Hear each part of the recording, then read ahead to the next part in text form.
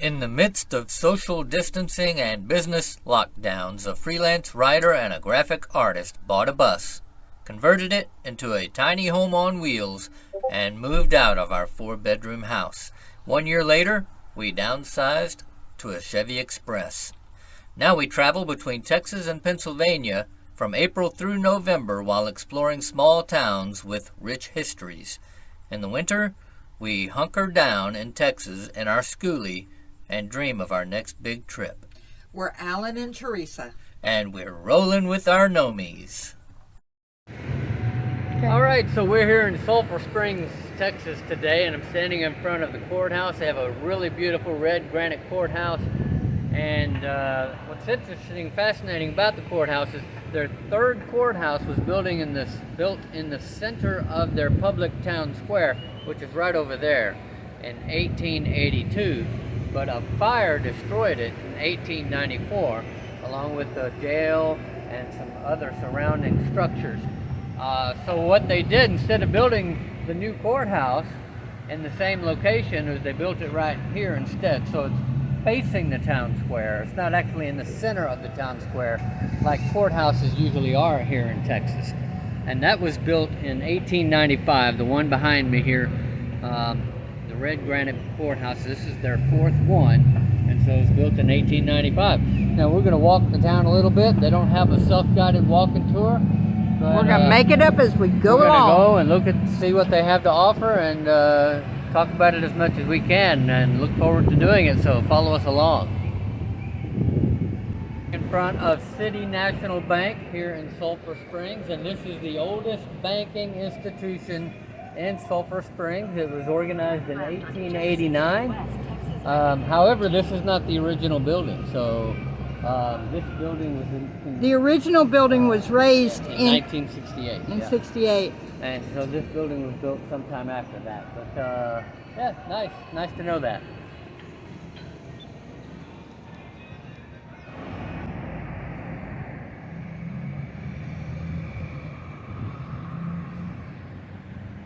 First United Methodist Church. And we're going to head over there and see what that historical marker says. But we are going to wait on traffic.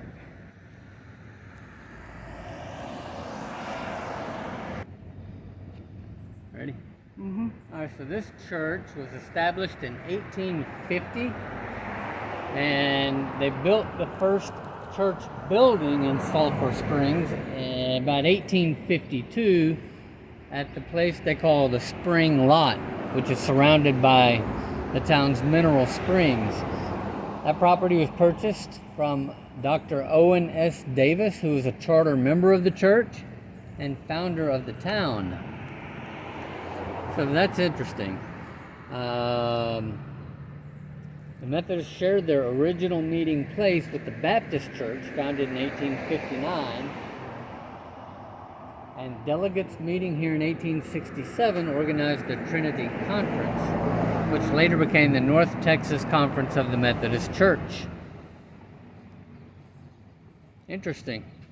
In 1870, the Methodists sold their building to the Baptist and the newly formed Christian Church and moved to a larger frame structure right here on this property.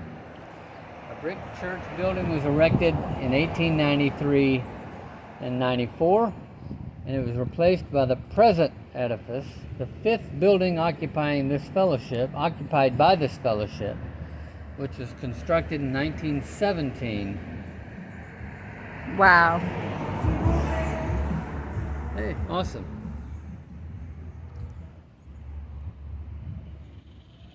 Beautiful, beautiful grounds and building.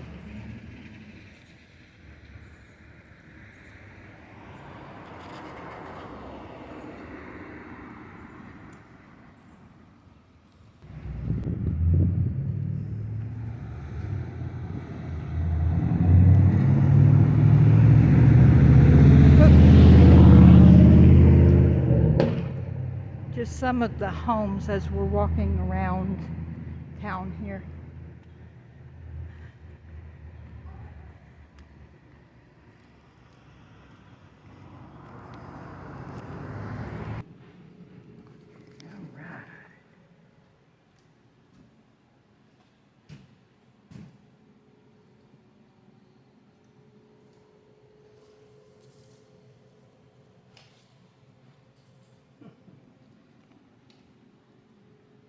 You got a gun? Oh, that's a big gun. Some muskets. Okay. What you got there?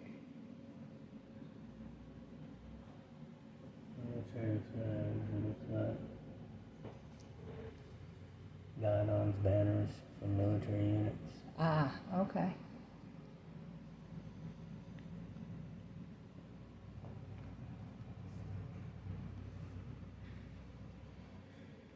This building was built in 1910. Yeah. It has 14-inch thick walls and a dome ceiling in the center room. The center room is really quite cool. It is.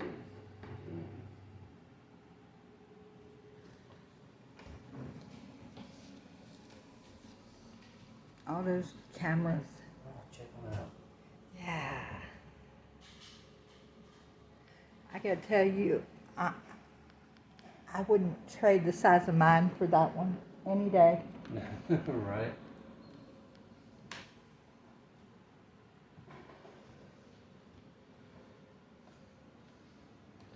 And this one, oh my goodness. Studio camera. It's a studio camera? The main portrait camera used by Gay Studio in Sulphur Springs. Wow. What year? Well, the Century Camera Company, established in 1900, made the number 2 camera from 1902 to 1923. Wow. The Gay Studio camera does not have a nameplate other than Century number 2. Okay. So we presume it predates the 1907 acquisition by Eastman Kodak Company. Right. That's a big camera, The though. number 4 tripod is marked EKC, so it was made after 1907. The tripod is Eastman Kodak, Right. but the camera is the Century Camera Company Right. And Eastman Kodak eventually took over. in 1907. Right.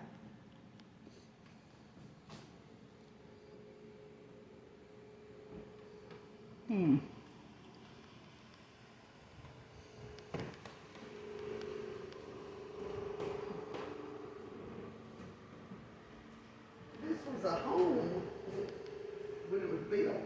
You know, the guy had a brickyard. Right. There's a little pond out back, and that's where he made the bricks.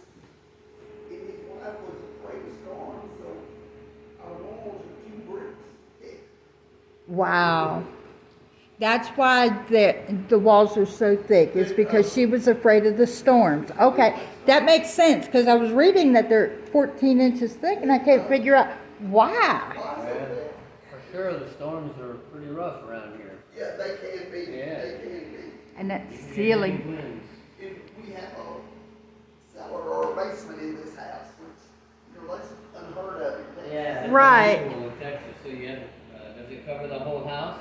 They say, I haven't been down there, but they say it's this exact replica, the rooms and everything is divided just like Oh, really? this down Right. Oh, that's unusual too.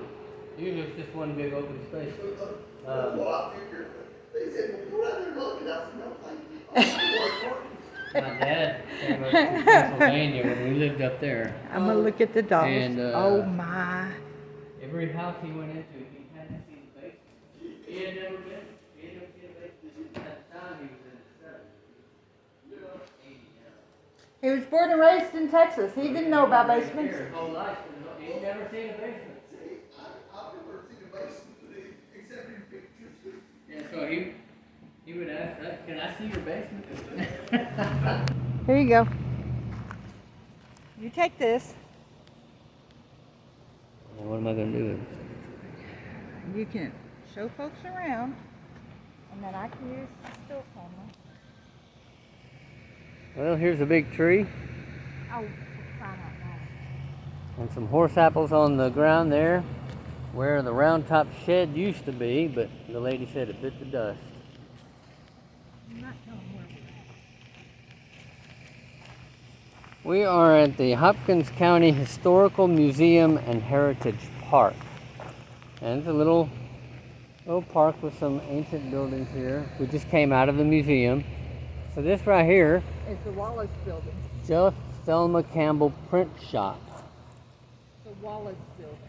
The Wallace Building. Let me see. Built in 1898 by George Bourbon and Son Monument.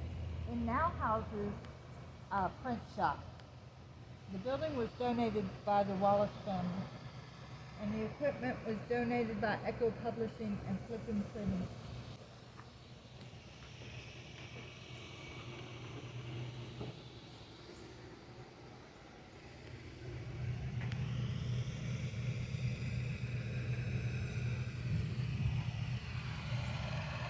There's a dental office in there. Huh? And hop up here and get your shoe shine, boys. That's not the original chair that you shine stand. Ah, mailbox. And right here would have been the entrance to the dental office. You see the sign?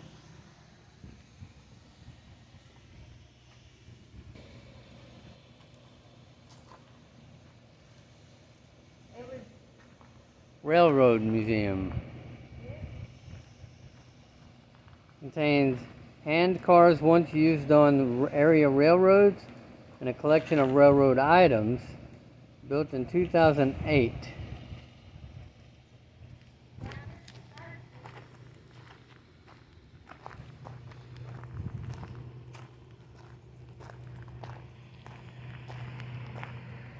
The Atkins House. Oh, this is interesting. Tell me about it. Listen, Irish native Sarah Hamilton Crouch and her husband James Crouch lived in Texas before the Civil War. After their divorce in 1868, she became a prominent businesswoman in Sulphur Springs. She married Joseph Atkins in 1873 and had this house built in the late 1870s. Believed to be the first brick structure in town, it was designed in a unique four-point configuration. The house remained on its original site on Atkins Street in downtown Sulphur Springs for over 100 years. In 1976, it was dismantled and moved. Choose what here it is. It's the inside of the Atkins House parlor. And it has 4 rooms that go off of the parlor. Sweet. There's the Blacksmith Shop. Moved to the park in '78 from Miller Grove, where Mr. Philip Trevilion built it in 1911. He was an outstanding blacksmith. Most of the equipment is from the original shop and set in place by the Optimist Club. Well, here's a general store. I love that Texaco sign right there.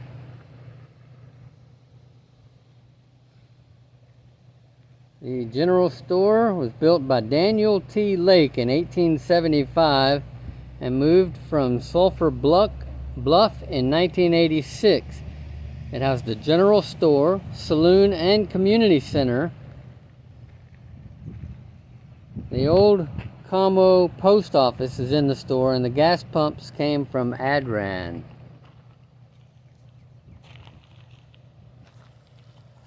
Sugar sweet. Built in the early 1900s behind the Will Rogers home on College Street.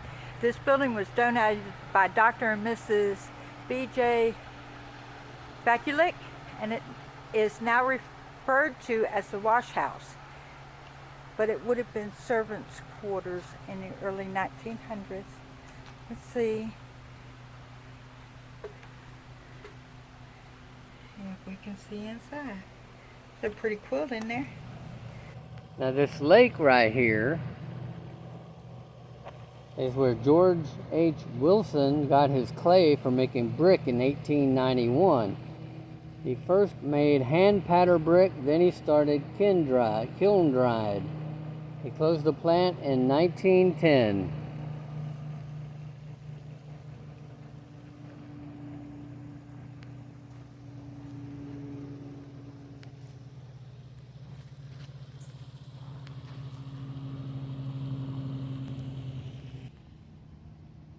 The oldest school in Hopkins County was built by Godfrey Earhart Sr., a school teacher in the 1840s. It is a one-room structure that stood in Valparaiso, south of Como, between County Road 2331 and County Road 2426. Before it was moved from its original location, each log and board was tagged and numbered. Nice. Little bell out front. Vauden Cabin. Built by William Vauden from hand-hewn logs about 1850 near Tyra. It is only 400 square feet, and the couple lived there with 9 children. Each log and board was tagged, numbered, and moved according to a tear-down diagram.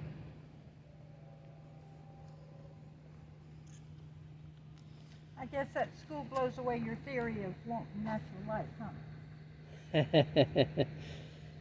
Yeah, I imagine they had lanterns and whatnot, lamps on the walls or whatever. I've not ever seen a 2-story dog trot.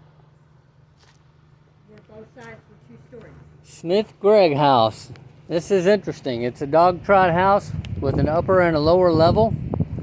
A stairway going up to the top level right there in the breezeway. It's a 2-story log house that shows evolution of a hand-hewn log home built in 1843 by Jacob and Margaret Barr Gregg of Sulphur Bluff. In the 1870s, it was sold to Henry G. Smith, who added the second floor and rooms in back of the log room. The Kiwanis Club donated funds for initial work of moving and restoring the building in 1977. Mattie Pearl occupied the house as late as 1954. Wow. That is pretty neat. That is new.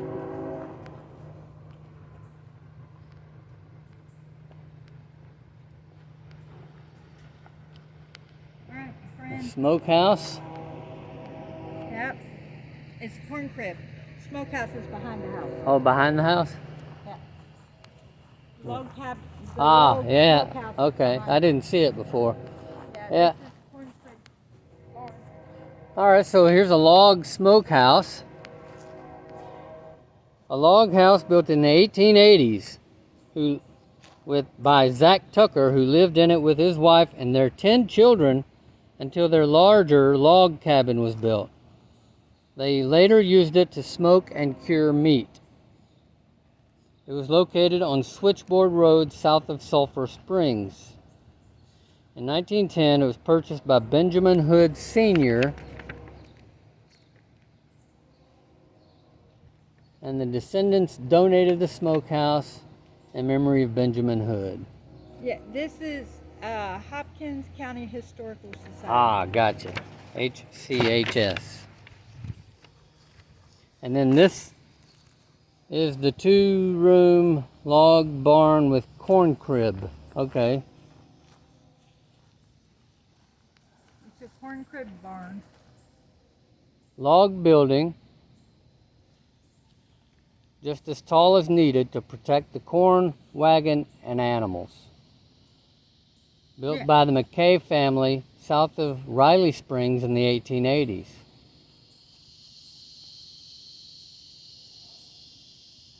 Nice. So they'd keep corn in the side buildings and the wagon in the middle. Reckon so. Unless they needed animals inside, in which case it looks like this one's divided one side.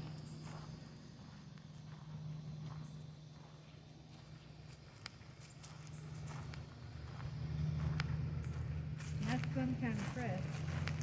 Yeah.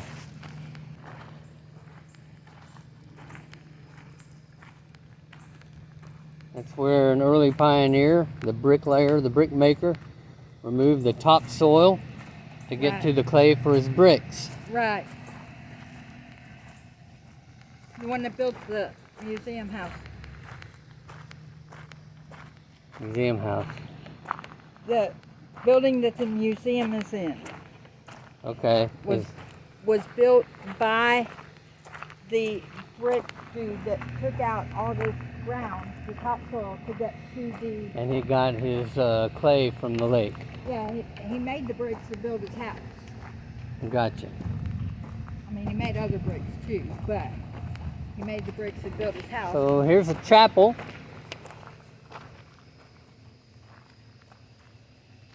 It was built in 1895.